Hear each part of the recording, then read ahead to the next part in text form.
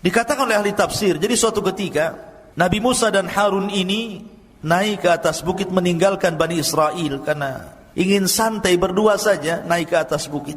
Tiba-tiba di atas bukit itu melihat ada pohon, dan di bawah pohon itu kayak ada tikar. Kemudian Harun alaihi salatu wassalam mengatakan, ya Musa, kayaknya saya ingin tidur di sini. Kata Nabi Musa, silakan tidur. Tapi kemudian Harun mengatakan, tapi aku takut wahai Musa, kalau seandainya aku tidur di sini, tiba-tiba Rabb pemilik rumah ini kemudian datang dan murka kepadaku. Kata Musa, jangan takut, aku akan melindungi dirimu, tidur saja. Kata Harun mengatakan, ya Musa, kau juga tidurlah di sini di sampingku. Jadi kalau ada apa-apa kau bertanggung jawab. Akhirnya kemudian Nabi Harun tidur, Musa pura-pura tidur. Rupanya Allah subhanahu wa ta'ala mengirim malakul maut. Ketika tidur itulah Harun dicabut nyawanya, kemudian diangkat ke langit dengan tikar-tikarnya sekali. Itu dalam sebuah riwayat yang dikatakan oleh Imam As-Sudi. Tapi dalam riwayat yang lain, riwayat Ali bin Abi Thalib radhiyallahu an, intinya ketika Harun dan Musa meninggalkan Bani Israel, tiba-tiba kemudian Allah mengurum malakul maut.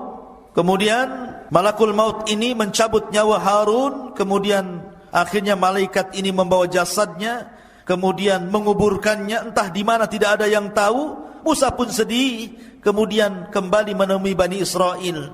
Harusnya saat kesedihan ini dihibur, malah dituduh pula dia yang membunuh Nabi Harun. Ya bayangkan, Bani Israel marah kepada Musa, kau bunuh Harun ya katanya. Karena Harun itu Nabi yang dicintai Bani Israel, orangnya lembut, maka dicintai, disukai Bani Israel. Kalau Musa itu orangnya keras, ditakuti Bani Israel. Jadi ketika berdua jalan ke bukit, kau pulang sendirian, tiba-tiba Harun tidak ada. Akhirnya mereka marah kepada Musa, kenapa kau bunuh Harun wahai Musa? Kata Musa, saya tidak bunuh Harun. Akhirnya Musa pun berdoa kepada Allah agar dibuktikan jasadnya bahwa dia tidak membunuhnya. Akhirnya kemudian jasadnya diperlihatkan kepada Bani Israel. Baru Bani Israel yakin bahwa Musa tidak membunuh Harun. Memang sudah ajalnya. Dan setelah kemudian Harun meninggal dunia, giliran Musa. Tapi kisah meninggalnya Nabi Musa ini unik masalahnya.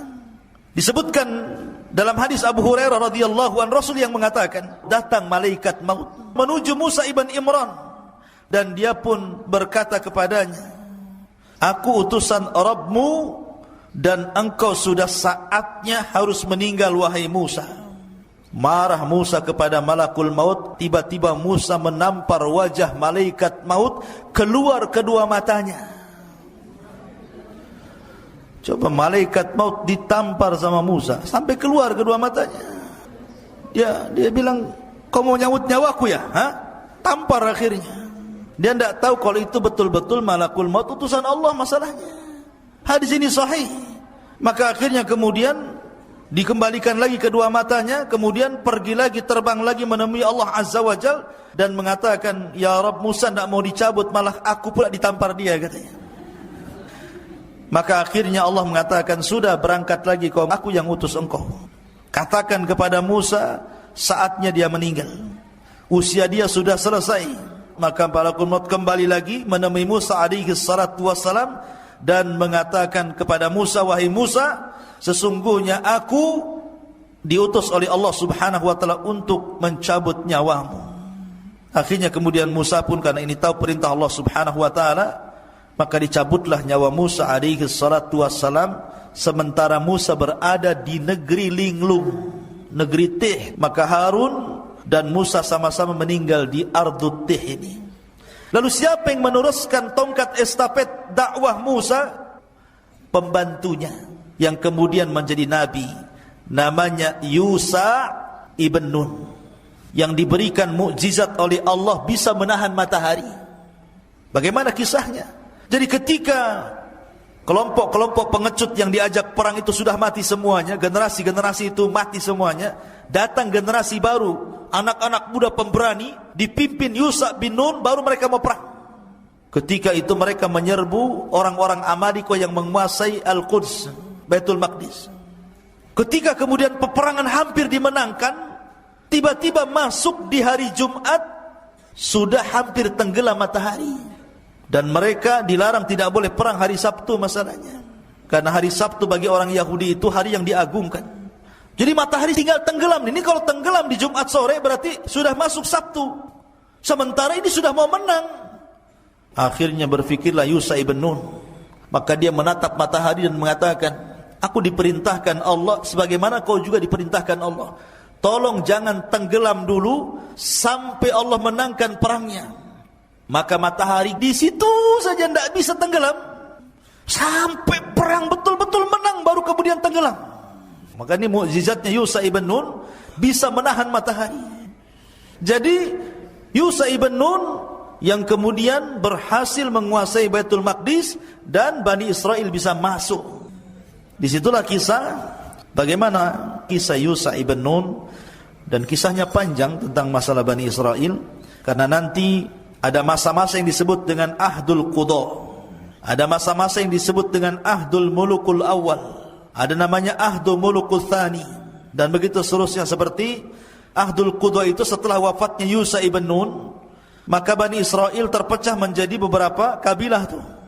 Tetapi mereka masih dipimpin oleh Nabi, dan Nabi yang terakhir yang memimpin adalah Nabi Samuel. Tapi karena Bani Israel pusing, bosan dipimpin para Nabi, akhirnya kemudian minta dipimpin raja. Maka raja yang pertama yang dipilihkan Samuel atas izin Allah adalah rajanya Talut, yang kemudian melawan Jalut. Di antara tentara Talut ada Nabi Dawud, masih kecil. Ketika melawan Jalut, Jalut ini kan orangnya besar, tentaranya banyak. Talut ini orangnya kecil tapi kuat, tentaranya sedikit. Hanya 314 orang sisa dari sekian ribu melawan ribuan tentara Jalut. Ketika sebelum perang, di masa itu kan ada sistem mubarazah. Orang kalau sebelum perang zaman dulu itu adu tanding dulu, mana jagoanmu, nih jagoan gua. Kemudian bertarung sampai mati. Akhirnya Jalut sendiri yang maju dan mengatakan, siapa yang bisa mengalahkan saya? Tentara Talut tidak ada yang berani. Siapa yang berani sama Jalut? Rupanya Nabi Dawud pula yang masih kecil dari sekian pasukan, dialah pasukan yang paling kecil, yang paling muda. Berani pula Dawud ini. Dawud ini orang miskin, kerjanya mengembala kambing, biasa ngelempar anjing dengan batu. Jadi kalau dia lempar anjing dengan batu itu sampai mati anjing itu dilempar batu, dan selalu tidak meleset. Jadi ketika kemudian dia maju melawan Jalut, ini batu sudah ada beberapa di tangannya nih. Ketika betul-betul berhadapan, tidak bergulat Daud, dilempar aja batu kepalanya, pecah kepalanya, mati itu Jalut.